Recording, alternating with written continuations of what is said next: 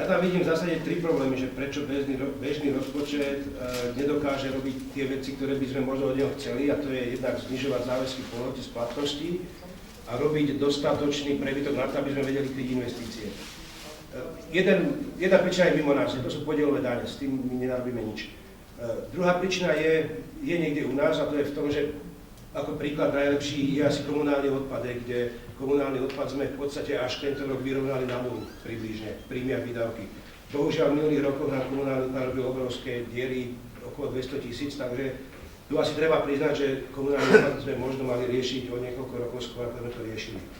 No ale potom tretia príčina je v tom, že máme v bežných výdavkoch veľmi veľké istiny, a veľmi veľké istiny vyplývajú z toho, že máme úvery, a úvery vyplývajú z toho, že máme investície. Takže ja mám taký pocit, že v podstate úplne jadro problému bežného rozpočtu je v kapitálovom rozpočtu. Musíme urobiť jednu vec, buď teda investície spomaliť a zastaviť a počkať, kým sa tá situácia zlepší s istinou a tým pádom sa zlepší s bežným rozpočtom, alebo sa vzdať ambície vyrovnať záväzky po lehote splatnosti v priebehu v horizonte nejakých veľmi málo rokov, lebo to jednoducho nejde. Tieto dve veci sa naozaj podľa mňa vylúčujú.